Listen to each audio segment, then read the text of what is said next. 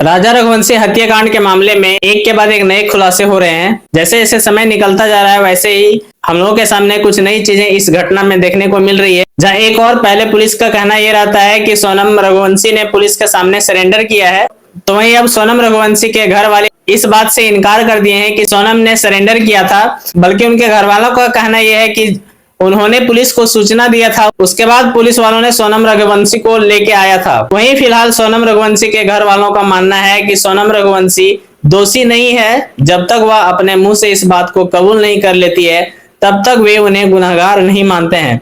दूसरी ओर इस घटना के आरोपी राज कुशवाहा के घर वालों का कहना है, जिसमें उसकी एक मां और दो छोटी बहनें हैं। राज कुशवाहा अपने घर का देखभाल करने वाला इकलौता था। राज कुशवाहा का पिताजी पहले ही गुजर चुके हैं। उसके पिताजी के गुजर जाने के बाद पूरे घर की जिम्मेदारी जो है वो राज कुशवाहा पर थी।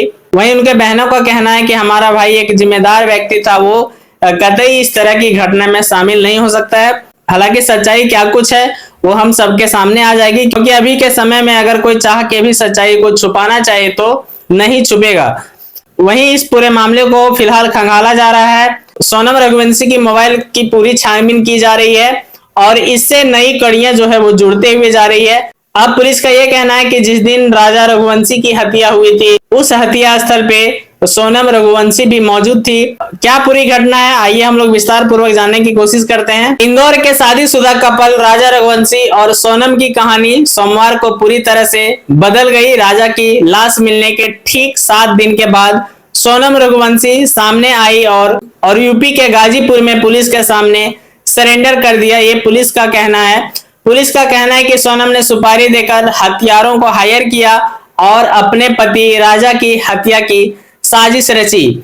इस मामले में उसका प्रेमी राज कुशवाहा भी शामिल था। अभी तक सोनम को पीड़ित समझा जा रहा था, लेकिन अब वही इस पूरी साजिश की असली मास्टरमाइंड है। सोनम के पिता ने कॉन्ट्रैक्ट किलिंग के आरोप को गलत बताया और दावा किया कि उनकी बेटी निर्दोष है। उनका कहना है कि सोनम को फंसाया जा रहा है। दूसरी तरफ राजा के भाई विपिन रघुवंशी ने दावा किया है कि सोनम ने सरेंडर नहीं किया, बल्कि परिवार ने कॉल आने के बाद पुलिस को इसकी सूचना दी। अचानक बदली इन घटनाओं ने पूरे मामले को एक थ्रिलर फिल्म के जैसा बना दिया है। इस बीच एक और हैरान कर देने वाली जानकारी सामने आई है। एक रिपोर्ट के मुताबिक राजा रघुवंशी की हत्या उनकी पत्नी सोनम के सामने ही हुई थी।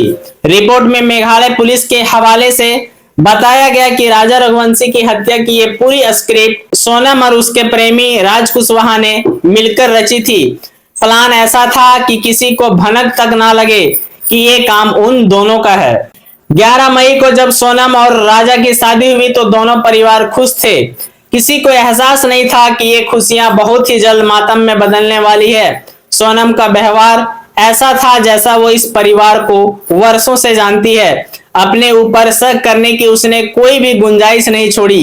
घर से जैसे ही शादी के मेहमान विदा हुए, सोनम 5 दिन बाद ही राजा को मारने का प्लान बना लिया था। प्लान के मुताबिक राज इंदौर में ही रहा। सोनम, विशाल, आकाश और आनंद शिलोंग गए। सोनम ने सबको अलग अलग और अपने होम स्टे से दूर रहने के लिए कहा, इसलिए आरोपी शिलोंग में सोनम और राजा के होम स्टे से लगभग 1 किलोमीटर दूर एक होटल में रुके थे। सोनम के पास इन सभी आरोपियों का मोबाइल नंबर मौजूद था। तो वहीं पुलिस का कहना है कि सोनम जहां भी जाती थी वह आरोपियों को अपनी लोकेशन भेजती रहती थी ताकि आरोपियों को राजा तक पहुंचने में मदद मिले। 23 मई को सोनम राजा को पहाड़ी के कोरसा में ले गई। उसने फोटो शूट का बहाना बनाया था। रास्ते में 3 और लोग राजा से मिले, वे सब साथ में चलने लगे। आरोपियों ने मेघालय पुलिस को बताया कि इस दौरान सोनम थकने का नाटक कर रही थी और धीरे धीरे चल रही थी। पहाड़ी पर चढ़ते चढ़ते आरोपी भी थक गए और राजा की हत्या करने से मना भी कर दिया था। सोनम को लगा कि शायद उसका प्लान फेल हो जाएगा। ऐसे में उसने आरोपियों से कहा कि उन्हें राजा को मारना ही होगा, बदले में वह 20 लाख रुपए देगी। उसने राजा के पर्स से 15,000 रुपए भी निकाले थे। फिर एक सुनसान जगह पर उसने चिल्लाकर कहा, मार दो इसे।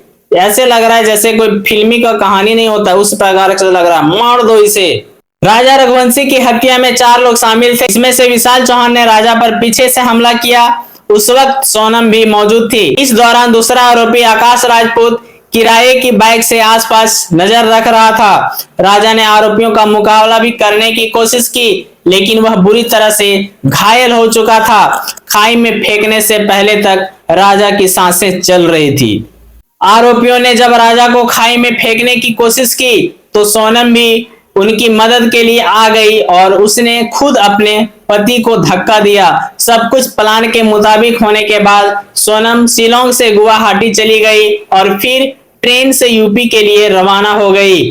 पुलिस का कहना है कि आरोपियों ने राजा को मारने के लिए जिस हथियार का इस्तेमाल किया था वह डाव था। डाव का मतलब एक कुल्हाड़ी के जैसा होता है। उन्होंने इसे गुवाहाटी से ऑनलाइन परचेज किया था। बाकी इस घटना में क्या कुछ सच्चाई है उसके लिए हमें थोड़ा सा इंतजार करना पड़ेगा। बाकी आई होप कि आज की जानकारी आपको अच्छी लगी हो तो इसे लाइक जरूर कीजिएगा और हमारे चैनल में नए तो फॉलो और सब्सक्राइब करना ना भूलिएगा। चलिए फिर मिलते हैं किसी नई वीडियो में नई जानकारी के साथ। तब तक के लिए जय हिंद, वंदे मातरम।